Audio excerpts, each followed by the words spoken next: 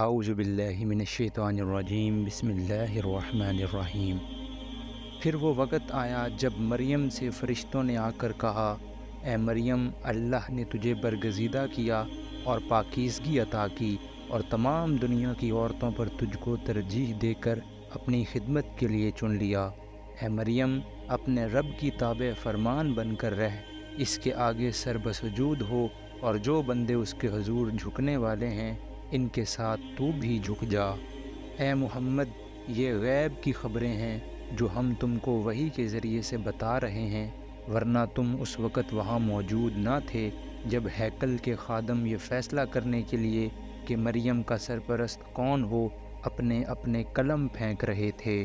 اور نہ تم اس وقت حاضر تھے جب ان کے درمیان جھگڑا برپا یعنی قرعہ اندازی کر رہے تھے۔ اس قرعہ اندازی کی ضرورت اس لیے پیش آئی تھی کہ حضرت مریم کی والدہ نے ان کو خدا کے کام کے لیے ہیکل کی نظر کر دیا تھا، اور وہ چونکہ لڑکی تھیں اس لیے یہ ایک نازک مسئلہ بن گیا تھا کہ ہیکل کے مجاوروں میں سے کس کی سرپرستی میں وہ رہیں گی۔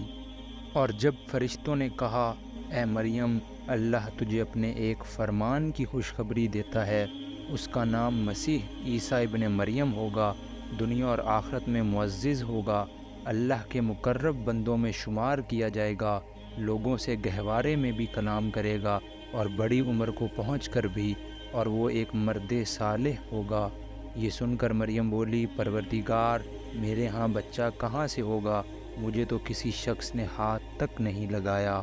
جواب ملا، ایسا ہی ہوگا، اللہ جو چاہتا ہے پیدا کرتا ہے۔ یعنی باوجود اس کے کہ کسی مرد نے تجھے ہاتھ نہیں لگایا، تیرے ہاں بچہ پیدا ہوگا۔ یہی لفظ کذالک حضرت زکریا کے جواب میں بھی کہا گیا تھا، اس کا جو مفہوم وہاں ہے وہی یہاں بھی ہونا چاہیے۔ نیز بات کا فکرہ بلکہ پچھلا اور اگلا سارا بیان اسی معنی کی تائید کرتا ہے کہ حضرت مریم کو صنفی مواصلت کے بغیر بچہ پیدا ہونے کی بشارت دی گئی تھی، اور فی الواقعہ اسی صورت سے حضرت عیسیٰ کی پیدائش ہوئی۔ ورنہ اگر بات یہی تھی کہ حضرت مریم کے ہاں اسی معروف فطری طریقے سے بچہ پیدا ہونے والا تھا جس طرح دنیا میں عورتوں کے ہاں ہوا کرتا ہے، اور اگر حضرت عیسیٰ کی پیدائش فی الواقعہ اسی طرح ہوئی ہوتی تو یہ سارا بیان قطعی محمل ٹھہرتا جو چوتھے رکوع سے چھٹے رکوع تک چلا جا رہا ہے، اور وہ تمام بیانات بھی بے معنی قرار پاتے جو ولادت مسیح کے باب میں قرآن کے دوسرے مقامات پر ہمیں ملتے ہیں۔ عیسائیوں نے حضرت عیسیٰ کو الہ اور ابن اللہ اسی وجہ سے سمجھا تھا کہ ان کی پیدائش غیر فطری طور پر بغیر باپ کے ہوئی تھی، اور یہودیوں نے حضرت مریم پر الزام بھی اسی وجہ سے لگایا کہ سب کے سامنے یہ واقعہ پیش آیا تھا کہ ایک لڑکی غیر شادی شدہ تھی اور اس کے ہاں بچہ پیدا ہوا۔ اگر یہ سرے سے واقعہ ہی نہ تھا تب ان دونوں گروہوں کے خیالات کی تردید میں بس اتنا کہہ دینا بالکل کافی تھا کہ تم لوگ غلط کہتے ہو، وہ لڑکی شادی شدہ تھی، فلاں شخص اس کا شوہر تھا، اور اسی کے نطفے سے عیسیٰ پیدا ہوئے تھے۔ یہ مختصر سی دو ٹوک بات کہنے کے بجائے آخر اتنی لمبی تمہیدیں اٹھانے اور پیچ و در پیچ باتیں کرنے اور صاف صاف مسیح بن فلاں کہنے کی بجائے مسیح بن مریم کہنے کی آخر کیا ضرورت تھی، جس سے بات سلجھنے کی بجائے اور الجھ جائے۔ لوگ قرآن کو کلام اللہ مانتے ہیں اور پھر مسیح علیہ السلام کے متعلق یہ بھی ثابت کرنے کی کوشش کرتے ہیں کہ ان کی ولادت حسب معمول باپ اور ماں کے اتصال سے ہوئی تھی، وہ دراصل ثابت یہ کرتے ہیں کہ اللہ تعالیٰ اظہار ما فی الضمیر اور بیان مدعا کی اتنی قدرت بھی نہیں رکھتا جتنی خود یہ حضرات رکھتے ہیں، معاذ اللہ۔ وہ جب کسی کام کے کرنے کا فیصلہ فرماتا ہے تو بس کہتا ہے کہ ہو جا، اور وہ ہو جاتا ہے۔ فرشتوں نے پھر اپنے سلسلہ کلام میں کہا، اور اللہ اسے کتاب اور حکمت کی تعلیم دے گا، تورات اور انجیل کا علم سکھائے گا، اور بنی اسرائیل کی طرف اپنا رسول مقرر کرے گا۔ اور جب وہ بحیثیت رسول بنی اسرائیل کے پاس آیا تو اس نے کہا، میں تمہارے رب کی طرف سے تمہارے پاس نشانی لے کر آیا ہوں، میں تمہارے سامنے مٹی سے پرندے کی صورت کا ایک مجسمہ بناتا ہوں اور اس میں پھونک مارتا ہوں، وہ اللہ کے حکم سے پرندہ بن جاتا ہے، میں اللہ کے حکم سے مادرزاد اندھے اور کوڑی کو اچھا کرتا ہوں اور مردے کو زندہ کرتا ہوں، میں تمہیں بتاتا ہوں کہ تم کیا کھاتے ہو اور کیا اپنے گھروں میں ذخیرہ کر کے رکھتے ہو، اس میں تمہارے لیے کافی نشانی ہے اگر تم ایمان لانے والے ہو۔ یعنی یہ علامات تم کو اس امر کا اطمینان دلانے کے لیے کافی ہیں کہ میں اس خدا کا بھیجا ہوا ہوں جو کائنات کا خالق اور حاکم ذی اقتدار ہے، بشرطے کہ تم حق کو ماننے کے لیے تیار رہو، ہٹ دھرم نہ ہو۔ اور میں اس تعلیم و ہدایت کی تصدیق کرنے والا بن کر آیا ہوں جو تورات میں سے اس وقت میرے زمانے میں موجود ہے۔ یعنی یہ میرے پیغمبر ہونے کا ایک اور ثبوت ہے۔ اگر میں اس کی طرف سے بھیجا ہوا نہ ہوتا بلکہ جھوٹا مدعی ہوتا تو خود ایک مستقل مذہب کو بنا ڈالتا اور اپنے ان کمالات کے زور پر تمہیں سابقہ دین سے ہٹا کر اپنے ایجاد کرتا دین کی طرف لانے کی کوشش کرتا۔ لیکن میں تو اسی اصل دین کو مانتا ہوں اور اسی تعلیم کو صحیح قرار دے رہا ہوں جو خدا کی طرف سے اس کے پیغمبر مجھ سے پہلے لائے تھے۔ یہ بات کہ مسیح علیہ السلام وہی دین لے کر آئے تھے جو موسیٰ علیہ السلام اور دوسرے انبیاء نے پیش کیا تھا، رائج الوقت انجیل میں بھی واضح طور پر ہمیں ملتی ہے۔ مثلاً متی کی روایت کے مطابق پہاڑی کے وعظ میں مسیح علیہ السلام صاف فرماتے ہیں، یہ نہ سمجھو کہ میں تورات یا نبیوں کی کتابوں کو منسوخ کرنے آیا ہوں، منسوخ کرنے نہیں بلکہ پورا کرنے آیا ہوں۔ ایک یہودی عالم نے حضرت مسیح سے پوچھا کہ احکام دین میں اولین حکم کون سا ہے؟ جواب میں آپ نے فرمایا، خداوند اپنے خدا سے اپنے سارے دل اور اپنی ساری جان اور اپنی ساری عقل سے محبت رکھ، بڑا اور پہلا حکم یہی ہے، اور دوسرا اس کے مانند یہ ہے کہ اپنے پڑوسی سے اپنے برابر محبت رکھ۔ انہی دو حکموں پر تمام تورات اور انبیاء کے صحیفوں کا مدار ہے۔ پھر حضرت مسیح اپنے شاگردوں سے فرماتے ہیں، فقیہ اور رسم پرست موسیٰ کی گدی پر بیٹھے ہیں، بس جو کچھ وہ تمہیں بتائیں وہ سب کرو اور مانو، لیکن ان کے سے کام نہ کرو، کیونکہ وہ کہتے ہیں اور کرتے نہیں، اور اس لیے آیا ہوں کہ تمہارے لیے بعد ان چیزوں کو حلال کر دوں جو تم پر حرام کر دی گئی ہیں۔ یعنی تمہارے جہلاء کی توہمات، تمہارے فقیہوں کی قانونی منہ شگافیوں، تمہارے رہبانیت پسند لوگوں کے تشددات اور غیر مسلم قوموں کے غلبہ و تسلط کے بدولت تمہارے ہاں اصل شریعت الہی پر جن قیود کا اضافہ ہو گیا ہے، میں ان کو منسوخ کروں گا اور تمہارے لیے وہی چیز حلال اور وہی حرام قرار دوں گا جنہیں اللہ نے حلال یا حرام کیا ہے۔ دیکھو، میں تمہارے رب کی طرف سے تمہارے پاس نشانی لے کر آیا ہوں، لہٰذا اللہ سے ڈرو اور میری اطاعت کرو۔ اللہ میرا رب بھی ہے اور تمہارا رب بھی، لہٰذا تم اسی کی بندگی اختیار کرو، یہی سیدھا راستہ ہے۔ اس سے معلوم ہوا کہ تمام انبیاء علیہم السلام کی طرح حضرت عیسیٰ کی دعوت کے بھی بنیادی نکات یہی تین تھے۔ ایک یہ کہ اقتدار اعلیٰ جس کے مقابلے میں بندگی کا رویہ اختیار کیا جاتا ہے اور جس کی اطاعت پر اخلاق و تمدن کا پورا نظام قائم ہوتا ہے، صرف اللہ کے لیے مختص تسلیم کیا جائے۔ دوسرا یہ کہ اس مقتدر اعلیٰ کے نمائندے کی حیثیت سے نبی کے حکم کی اطاعت کی جائے، اور تیسرا یہ کہ انسانی زندگی کو علت و حرمت اور جواز و عدم جواز کی پابندیوں سے جکڑنے والا قانون و ضابطہ صرف اللہ کا ہو، دوسروں کے عائد کردہ قوانین منسوخ کر دیے جائیں۔ بس در حقیقت حضرت عیسیٰ، حضرت موسیٰ اور حضرت محمد صلی اللہ علیہ وسلم اور دوسرے انبیاء کے مشن میں کوئی فرق نہیں ہے۔ جن لوگوں نے مختلف پیغمبروں کے مختلف مشن قرار دیے ہیں اور ان کے درمیان مقصد نوعیت کے اعتبار سے فرق کیا ہے، انہوں نے سخت غلطی کی ہے۔ مالک الملک کی طرف سے اس کی رعیت کی طرف جو شخص بھی مامور ہو کر آئے گا، اس کے آنے کا مقصد اس کے سوا اور کچھ ہو سکتا ہی نہیں کہ وہ رعایا کو نافرمانی اور خود مختاری سے روکے اور شرک سے منع کرے اور اصل مالک کی خالص بندگی و اطاعت اور پرستاری و وفاداری کی طرف دعوت دے۔ افسوس ہے کہ موجودہ انجیل میں مسیح علیہ السلام کے مشن کو اس وضاحت کے ساتھ بیان نہیں کیا گیا جس طرح اوپر قرآن میں پیش کیا گیا ہے، تاہم منتشر طور پر اشارات کی شکل میں وہ تینوں بنیادی نکات ہمیں ان کے اندر ملتے ہیں جو اوپر بیان ہوئے ہیں۔ مثلاً یہ بات کہ مسیح صرف اللہ کی بندگی کے قائل تھے، ان کے اس ارشاد سے صاف ظاہر ہوتا ہے۔ حضرت عیسیٰ نے فرمایا، تو خداوند اپنے خدا کو سجدہ کر اور صرف اسی کی عبادت کر۔ اور صرف یہی نہیں کہ وہ اس کے قائل تھے، بلکہ ان کی ساری کوششوں کا مقصود یہ تھا کہ زمین پر خدا کے امر شرعی کی اسی طرح اطاعت ہو جس طرح آسمان پر اس کے امر تکوینی کی اطاعت ہو رہی ہے۔ ایک اور جگہ پر حضرت عیسیٰ نے فرمایا، تیری بادشاہی آئے، تیری مرضی جیسی آسمان پر پوری ہوتی ہے زمین پر بھی ہو۔ پھر یہ بات کہ مسیح علیہ السلام اپنے آپ کو نبی اور آسمانی بادشاہت کے نمائندے کی حیثیت سے پیش کرتے تھے اور اسی حیثیت سے لوگوں کو اپنی اطاعت کی طرف دعوت دیتے تھے۔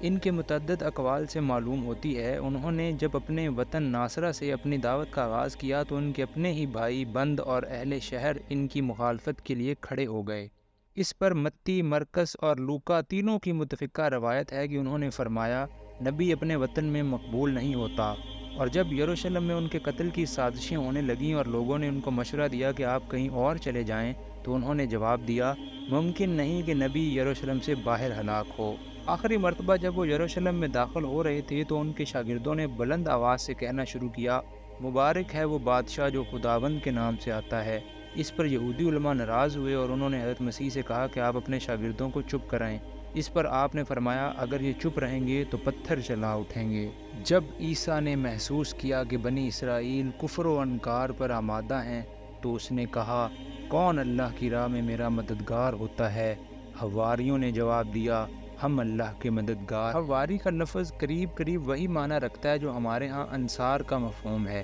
بائبل میں بالعموم حواریوں کے بجائے شاگردوں کا لفظ استعمال ہوا ہے اور بعض مقامات پر انہیں رسول بھی کہا گیا ہے، مگر رسول اس معنی میں کہ مسیح علیہ السلام ان کو تبلیغ کے لیے بھیجتے تھے، نہ اس معنی میں کہ خدا نے ان کو رسول مقرر کیا تھا۔ دین اسلام کی اقامت میں حصہ لینے کو قرآن مجید میں اکثر مقامات پر اللہ کی مدد کرنے سے تعبیر کیا گیا ہے۔ یہ ایک تشریح طلب مضمون ہے۔ زندگی کے جس دائرے میں اللہ تعالیٰ نے انسان کو ارادہ و اختیار کی آزادی عطا کی ہے، اس میں وہ انسان کو کفر یا ایمان، بغاوت یا اطاعت میں سے کسی ایک راہ کے اختیار کرنے پر اپنی خدائی طاقت سے مجبور نہیں کرتا۔ اس کے بجائے وہ دلیل اور نصیحت سے انسان کو اس بات کا قائل کرنا چاہتا ہے کہ انکار و نافرمانی اور بغاوت کی آزادی رکھنے کے باوجود اس کے لیے حق یہی ہے اور اس کی فلاح و نجات کا راستہ بھی یہی ہے کہ اپنے خالق کی بندگی و اطاعت اختیار کرے۔ اس طرح فہمائش اور نصیحت سے بندوں کو راہ راست پر لانے کی تدبیر کرنا یہ دراصل اللہ کا کام ہے، اور جو بندے اس کام میں اللہ کا ساتھ دیں ان کو اللہ اپنا رفیق و مددگار قرار دیتا ہے، اور یہ وہ بلند سے بلند مقام ہے جس پر کسی بندے کی پہنچ ہو سکتی ہے۔ نماز، روزہ اور تمام اقسام کی عبادات میں تو انسان محض بندہ و غلام ہوتا ہے، مگر تبلیغ دین اور اقامت دین کی جد و جہد میں بندے کو خدا کی رفاقت و مددگاری کا شرف حاصل ہوتا ہے، جو اس دنیا میں روحانی ارتقاء کا سب سے اونچا مرتبہ ہے۔ ہم اللہ پر ایمان لائے، گواہ رہو کہ ہم مسلم، اللہ کے آگے سر اطاعت جھکا دینے والے ہیں۔ مالک جو فرمان تو نے نازل کیا ہے ہم نے اسے مان لیا اور رسول کی پیروی قبول کی، ہمارا نام گواہی دینے والوں میں لکھ لے۔ پھر بنی اسرائیل مسیح کے خلاف خفیہ تدبیریں کرنے لگے۔ جواب میں اللہ نے بھی اپنی خفیہ تدبیر کی، اور ایسی تدبیروں میں اللہ سب سے بڑھ کر ہے۔ وہ اللہ کی خفیہ تدبیر ہی تھی کہ جب اس نے کہا کہ اے عیسیٰ اب میں تجھے واپس لے اصل میں لفظ متوفی کا استعمال ہوا ہے۔ توفع کے اصل معنی لینے اور وصول کرنے کے ہیں۔ روح قبض کرنا اس لفظ کا مجازی استعمال ہے، نہ کہ اصل لغوی معنی میں۔ یہاں یہ لفظ انگریزی لفظ ٹو ریکال کے معنی میں استعمال ہوا ہے، یعنی کسی عہدیدار کو اس کے منصب سے واپس بلا لینا۔ چونکہ بنی اسرائیل صدیوں سے مسلسل نافرمانیاں کر رہے تھے، بار بار کی تنبیہوں اور فہمائشوں کے باوجود ان کی قومی روش بگڑتی ہی چلی جا رہی تھی۔ پے در پے کئی انبیاء کو قتل کر چکے تھے، اور ہر اس بندہ صالح کے خون کے پیاسے ہو جاتے تھے جو نیکی اور راستے کی طرف انہیں دعوت دیتا تھا۔ اس لیے اللہ تعالیٰ نے ان پر حجت تمام کرنے اور انہیں ایک آخری موقع دینے کے لیے حضرت عیسیٰ اور حضرت یحییٰ علیہ السلام جیسے دو جلیل القدر پیغمبروں کو بیک وقت مبعوث کیا، جن کے ساتھ مامور من اللہ ہونے کی ایسی کھلی نشانیاں تھیں کہ ان سے انکار صرف وہی لوگ کر سکتے تھے جو حق و صداقت سے انتہا درجے کا عناد رکھتے ہوں، اور حق کے مقابلے میں جن کی جسارت و بے باکی حد کو پہنچ چکی ہو۔ مگر بنی اسرائیل نے اس آخری موقع کو بھی ہاتھ سے کھو دیا، اور صرف اتنا ہی نہ کیا کہ ان دونوں پیغمبروں کی دعوت رد کر دی، بلکہ ان کے ایک رئیس نے علل اعلان حضرت یحییٰ جیسے بلند پایا انسان کا سر ایک رقاصہ کی فرمائش پر قلم کر دیا، اور ان کے علماء و فقہاء نے سازش کر کے حضرت عیسیٰ کو رومی سلطنت سے سزائے موت دلوانے کی کوشش کی۔ اس کے بعد بنی اسرائیل کی فہمائش پر مزید وقت اور قوت صرف کرنا بالکل فضول تھا، اس لیے اللہ تعالیٰ نے اپنے پیغمبر کو واپس بلا لیا اور قیامت تک کے لیے بنی اسرائیل پر ذلت کی زندگی کا فیصلہ لکھ دیا۔ یہاں یہ بات اور سمجھ لینی چاہیے کہ قرآن کی یہ پوری تقریر دراصل عیسائیوں کے عقیدہ الوہیت مسیح کی تردید و اصلاح کے لیے ہے، اور عیسائیوں میں اس عقیدہ کے پیدا ہونے کے اہم ترین اسباب تین تھے: حضرت مسیح کی اعجازی ولادت، ان کے صریح محسوس ہونے والے معجزات، ان کا آسمان کی طرف اٹھایا جانا، جس کا ذکر صاف الفاظ میں ان کی کتابوں میں پایا جاتا ہے۔ قرآن نے پہلی بات کی تصدیق کی اور فرمایا کہ مسیح کا بے باپ پیدا ہونا محض اللہ کی قدرت کا کرشمہ تھا۔ اللہ جس کو جس طرح چاہتا ہے پیدا کرتا ہے۔ یہ غیر معمولی طریقے پیدائش ہرگز اس بات کی دلیل نہیں ہے کہ مسیح خدا تھا یا خدائی میں کچھ بھی حصہ رکھتا تھا۔ دوسری بات یہ بھی کہ قرآن نے تصدیق کی اور خود مسیح کے معجزات ایک ایک کر کے گنائے، مگر بتا دیا کہ یہ سارے کام اس نے اللہ کے اذن سے کیے تھے، با اختیار خود کچھ بھی نہیں کیا۔ اس لیے ان میں سے بھی کوئی بات ایسی نہیں ہے جس سے تم یہ نتیجہ نکالنے میں کچھ بھی حق بجانب ہو کہ مسیح کا خدائی میں کوئی حصہ تھا۔ اب تیسری بات کے متعلق اگر عیسائیوں کی روایت سرے سے بالکل ہی غلط ہوتی تب تو ان کی عقیدہ الوہیت مسیح کی تردید کے لیے ضروری تھا کہ صاف صاف کہہ دیا جاتا کہ جسے تم الہ اور ابن اللہ بنا رہے ہو وہ مر کر مٹی میں مل چکا ہے، مزید اطمینان چاہتے ہو تو فلاں مقام پر جا کر اس کی قبر دیکھ لو۔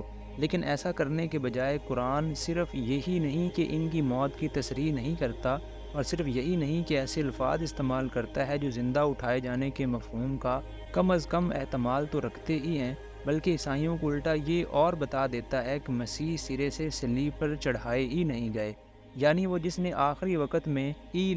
لا لما شبقتنی کہا تھا، اور وہ جس کی صلیب پر چڑھی ہوئی حالت کی تصویر تم لیے پھرتے ہو، وہ مسیح نہ تھا۔ مسیح کو تو اس سے پہلے ہی خدا نے اٹھا لیا تھا۔ اس کے بعد جو لوگ قرآن کی آیات سے مسیح کی وفات کا مفہوم نکالنے کی کوشش کرتے ہیں، نعوذ باللہ وہ دراصل یہ ثابت کرتے ہیں کہ اللہ میاں کو صاف سلجھی ہوئی عبارت میں اپنا مطلب ظاہر کرنے تک کا سلیقہ نہیں ہے۔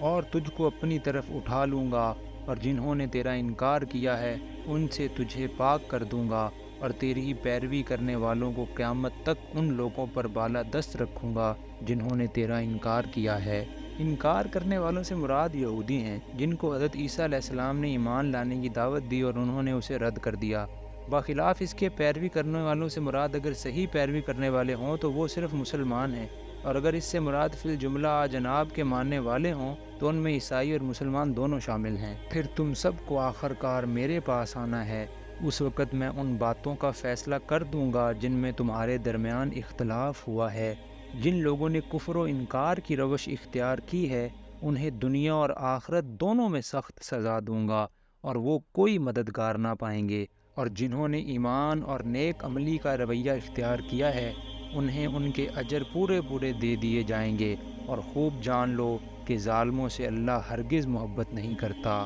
یہ آیات اور حکمت سے لبریز تذکرے ہیں جو ہم تمہیں سنا رہے ہیں۔ اللہ کے نزدیک عیسیٰ کی مثال آدم کی سی ہے کہ اللہ نے اسے مٹی سے پیدا کیا اور حکم دیا کہ ہو جا، اور وہ ہو گیا۔ یعنی اگر محض اعجازی پیدائش ہی کسی کو خدا یا خدا کا بیٹا بنانے کے لیے کافی دلیل ہو تب تو پھر تمہیں آدم کے متعلق بدرجہ اولیٰ ایسا عقیدہ تجویز کرنا چاہیے تھا، کیونکہ مسیح تو صرف بے باپ ہی پیدا ہوئے تھے، مگر آدم ماں اور باپ دونوں کے بغیر پیدا ہوئے۔ یہ اصل حقیقت ہے جو تمہارے رب کی طرف سے بتائی جا رہی ہے، اور تم ان لوگوں میں شامل نہ ہو جو اس میں شک کرتے ہیں۔ یہاں تک کہ تقریر میں جو بنیادی نکات عیسائیوں کے سامنے پیش کیے گئے ہیں ان کا خلاصہ الگ ترتیب حسب ذیل ہے۔ پہلا امر جو ان کے ذہن نشین کرنے کی کوشش کی گئی ہے یہ ہے کہ مسیح کی الوہیت کا اعتقاد تمہارے اندر جن وجوہ سے پیدا ہوا ہے ان میں سے کوئی وجہ بھی ایسے اعتقاد کے لیے صحیح نہیں ہے۔ ایک انسان تھا جس کو اللہ نے اپنے مصلحتوں کے تحت مناسب سمجھا کہ غیر معمولی صورت سے پیدا کرے اور اسے ایسے معجزے عطا کرے جو نبوت کی صریح علامت ہوں، اور منکرین حق کو اسے صلیب پر نہ چڑھانے دے بلکہ اس کو اپنے پاس اٹھا لے۔ مالک کو اختیار ہے اپنے جس بندے کو جس طرح چاہے استعمال کرے۔ محض اس غیر معمولی برتاؤ کو دیکھ کر یہ نتیجہ نکالنا کیسے صحیح ہو سکتا ہے کہ وہ خود مالک تھا یا مالک کا بیٹا تھا یا ملکیت میں اس کا شریک تھا۔ دوسری اہم بات جو ان کو سمجھائی گئی ہے وہ یہ ہے کہ مسیح جس چیز کی طرف دعوت دینے آئے تھے وہ وہی چیز ہے جس کی طرف محمد صلی اللہ علیہ وسلم دعوت دے رہے ہیں۔ دونوں کے مشن میں یکسو کوئی فرق نہیں ہے۔ تیسرا بنیادی نقطہ اس تقریر کا یہ ہے کہ مسیح کے بعد ان کے حواریوں کا مذہب بھی یہی اسلام تھا جو قرآن پیش کر رہا ہے۔ بعد کی عیسائیت نہ اس تعلیم پر قائم رہی جو مسیح علیہ السلام نے دی تھی، اور نہ اس مذہب کی پیرو رہی جس کا اتباع مسیح کے حواری کرتے تھے۔ یہ علم آ جانے کے بعد اب جو کوئی اس معاملے میں تم سے جھگڑا کرے تو اے محمد اس سے کہو کہ آؤ ہم اور تم خود بھی آ جائیں اور اپنے اپنے بال بچوں کو بھی لے آئیں، اور خدا سے دعا کریں کہ جو جھوٹا ہو اس پر خدا کی لعنت ہو۔ فیصلے کی یہ صورت پیش کرنے سے دراصل یہ ثابت کرنا مقصود تھا کہ وفد نجران جان بوجھ کر ہٹ درمی کر رہا ہے۔ اوپر کی تقریر میں جو باتیں بیان کی گئی ہیں ان میں سے کسی کا جواب بھی ان لوگوں کے پاس نہ تھا۔ مسیحیت کے مختلف عقائد میں سے کسی کے حق میں بھی وہ خود اپنی کتب مقدسہ کی ایسی سند نہ پاتے تھے جس کی بنا پر کامل یقین کے ساتھ یہ دعویٰ کر سکتے کہ ان کا عقیدہ امر واقعہ کے عین مطابق ہے، اور حقیقت اس کے خلاف ہرگز نہیں ہے۔ پھر نبی صلی اللہ علیہ وسلم کی سیرت، آپ کی تعلیم اور آپ کے کارناموں کو دیکھ کر اکثر اہل وفد اپنے دلوں میں آپ کی نبوت کے قائل بھی ہو گئے تھے، یا کم از کم اپنے انکار میں متزلزل ہو چکے تھے۔ اس لیے جب ان سے کہا گیا کہ اچھا اگر تمہیں اپنے عقیدے کی صداقت کا پورا یقین ہے تو آؤ ہمارے مقابلے میں دعا کرو کہ جو جھوٹا ہو اس پر خدا کی لعنت ہو، تو ان میں سے کوئی اس مقابلے کے لیے تیار نہ ہوا۔ اس طرح یہ بات تمام عرب کے سامنے کھل گئی کہ نجرانی مسیحیت کے پیشوا اور پادری جن کے تقدس کا سکہ دور دور تک رواں ہے، دراصل ایسے عقائد کا اتباع کر رہے ہیں جن کی صداقت پر خود انہیں کامل اعتماد نہیں ہے۔